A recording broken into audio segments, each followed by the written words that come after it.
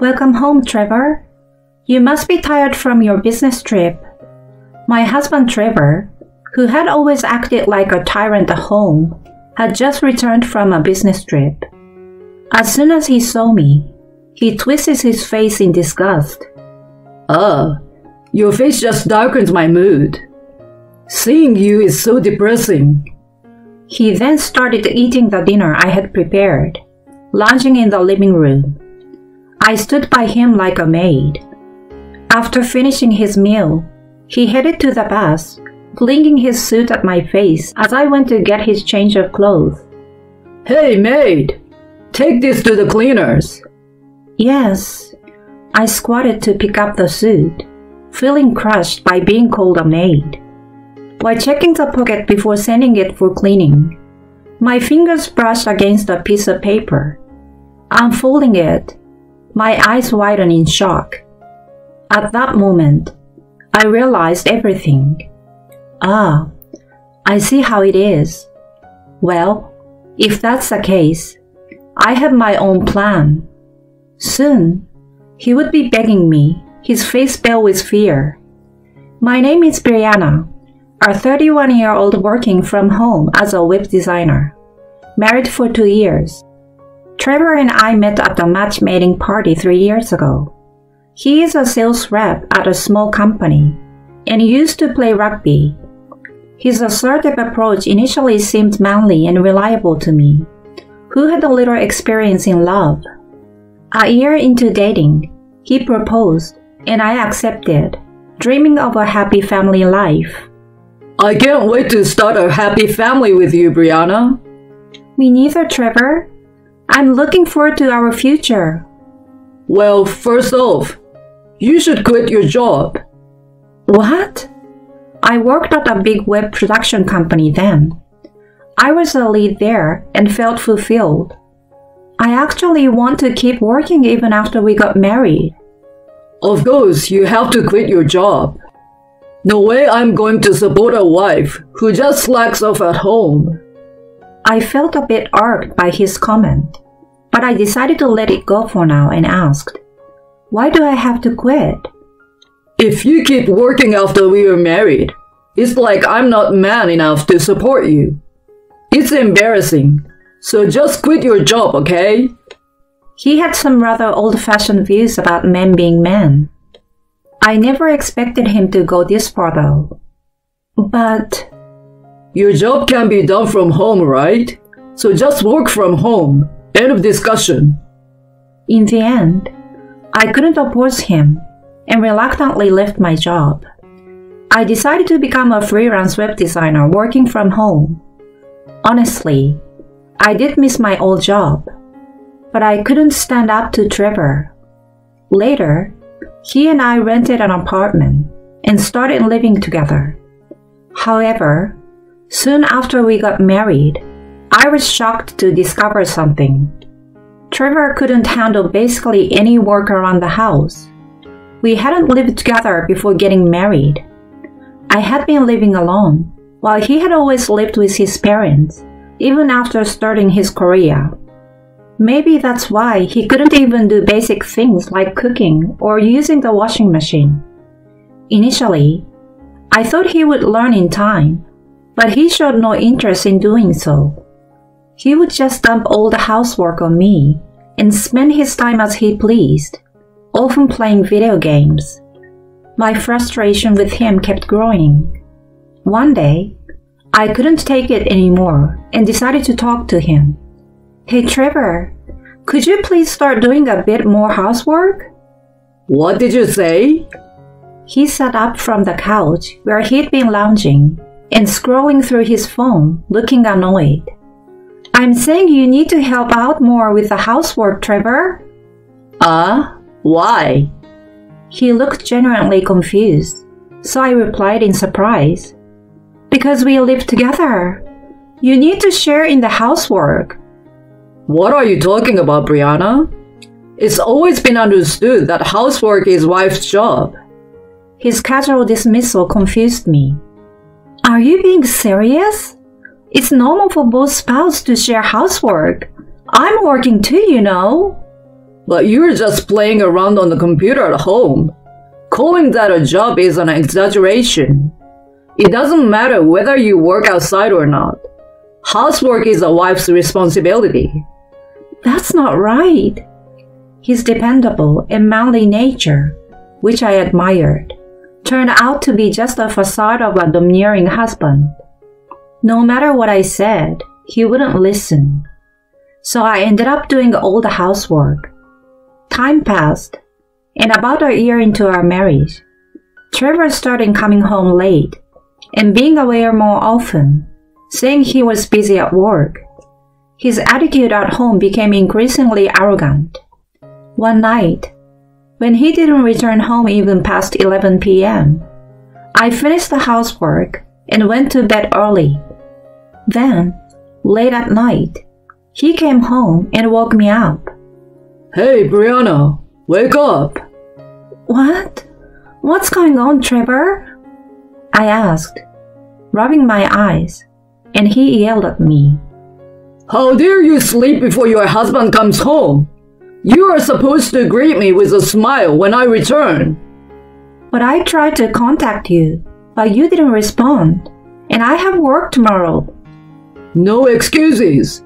When I come home, you should greet me with a smile, have dinner and a bath ready. You are joking, right? Of course not. Now get up. I'm hungry, so make me some late night snacks. I looked at the clock. It was past 2 a.m.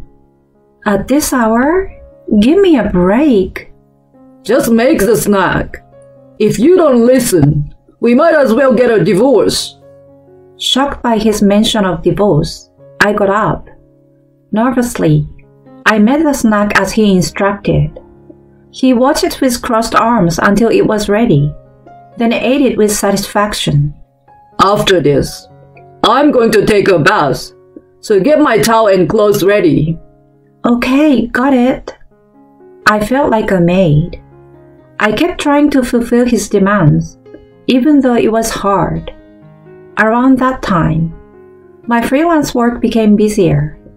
Even though I was working from home, I finally had steady clients and was busy with deadlines. The stress of my demanding job, the need to be perfect in housework, and Trevor's tyrannical attitude were overwhelming. Before I knew it, I started suffering from chronic stomach pain. Trevor continued to be absent from home. When he did come home, he was usually drunk and treated me with disdain. There were no more outings or peaceful conversations as a couple. I even started thinking that it would be better if he didn't come home at all. I mean, all he would do at home is to act like a king. Then one day, I made a small mistake. I was feeling under the weather with a cold and forgot to buy a new pair of socks that Trevor had asked for. Where are the new socks? He asked irritably early in the morning. Oh, I'm sorry. I forgot to buy them. I've been feeling sick since yesterday. How incompetent can you be? You're really useless. He sighed and continued. Go buy them now, and use your own money, of course. But I've got a fever and a cold. No excuses. This is why you're no good. Go buy them now. Despite feeling dizzy, I was sent out in my pajamas to the supermarket. As I returned home with the socks, I cried. Why did I have to take all this? Doesn't he love me anymore? I couldn't stop my tears. Sometime later, Trevor said he was going on a business trip and left. I won't be yelled at by my husband tonight. I felt relieved, focused on my work, and settled for pizza for dinner. I finally had a relaxing evening. The next evening, he came home. Welcome home, Trevor. You must be tired from your business trip. I welcomed him saying so. But as soon as he saw me, he twisted his face in disgust. Your face just darkens my mood. Seeing you is so depressing. He then started eating the dinner I had prepared, lounging in the living room. I stood by him like a maid. After finishing his meal, he headed to the bath, flinging his suit at my face as I went to get his change of clothes. Hey, maid! Take this to the cleaners. Yes. I squatted to pick up the suit, feeling crushed by being called a maid. While checking the pockets before sending it for cleaning, my fingers brushed against a piece of paper. Unfolding it, my eyes widened in shock. It was a hotel receipt. It seems to be for a cottage, or something like that. Why would he stay in a cottage when he was supposedly on a business trip? With trembling hands, I took out my phone and searched. The search results showed a cottage in the next state. So that's what it was. He was acting all high and mighty at home, but he was cheating on me. Well, in that case, I have a plan too. I quietly put away the receipt. That day, I acted as usual in front of him. The next day, I started taking action. I decided to hire a detective agency to investigate Trevor. I had my own job and couldn't follow him around or do the investigating myself. Plus, I didn't want to slip up and let him catch on. Luckily, I found a detective agency with reasonable prices and female detectives. 2 weeks later, I had all the evidence of his infidelity, like it was nothing. Photos of him entering a motel with a young woman I didn't know, kissing in his car. I couldn't help but pump my fist in victory. By that time, I had no love left for him. I was just happy to have the evidence. The detective agency stopped smiling wryly at me, began to speak. Ma'am, here's what we found from the investigation. I held my breath as she continued. The next day, after Trevor left for work, I packed my things. I called a moving truck and had them take my stuff to my parents' house. That night, as I relaxed at my parents' home, Trevor called. I ignored his calls, but he called repeatedly, what you would call bombarding me with calls. I just kept ignoring them. The next day, the calls continued, even in the daytime. Finally annoyed, I decided to answer. Hello? Hey, where the hell are you? You left without saying a word. I calmly replied to his barrage. I'm at my parents' house. What? I didn't give you permission to go back there. Your stuff is gone too. What are you planning? Why should I serve someone who called me a maid? I couldn't stand it anymore, so I left. Why are you making a big deal out of this? Come back now and do the housework. He yelled furiously, and I sighed before responding. I'm not coming back to that house. What did you say? I will be waiting at the cafe near your office after work. We can talk there. Bye. I said that, hung up, and smirked. All right, let's do this. I muttered and sent an email to someone. A few hours later, as promised, I waited at the cafe. Trevor arrived furious. What do you mean by not coming home? He blurted out aggressively as he sat down. Like I said on the phone, I can't be your wife anymore. What? Are you planning to divorce me? Yes, that's my intention. As I calmly answered, he was about to yell back, turning red, when suddenly his phone rang. Are you going to answer? It might be important. He answered the call with a disgruntled expression, and his face turned pale. After the call, he looked down, covering his mouth wide-eyed. What's wrong? Did they fire you after all? Come again? I stared straight at him as he turned to me. You got fired or demoted for messing with the daughter of a client CEO, huh? I hope they fired your ass. So this is what the detective agency had told me. That Trevor had been cheating with the daughter of a client, hiding the fact he was married. I had all the evidence. Oh, what do you know about that? What's going on? Well, I'm the one who reported it to your company. What? He was shocked, and I smiled while he stammered. Do you realize what you have done? Yes, I'm well aware. I also reported the details to the CEO. He was furious and wanted to see the evidence, so I gave him the photos. You did what? His phone rang again. When I urged him to answer, he did so tremblingly. From the phone, I could hear a young woman crying and yelling. It seemed like the CEO's daughter, his mistress, was losing it on the phone. Trevor, unable to say a word, hung up with a pale face. Poor thing, the other woman. She was just deceived by you. When? When did you find out? He asked, his voice quivering, and I answered calmly. Remember when you called me a maid and threw your suit at my face? There was a receipt for the cottage in that suit pocket.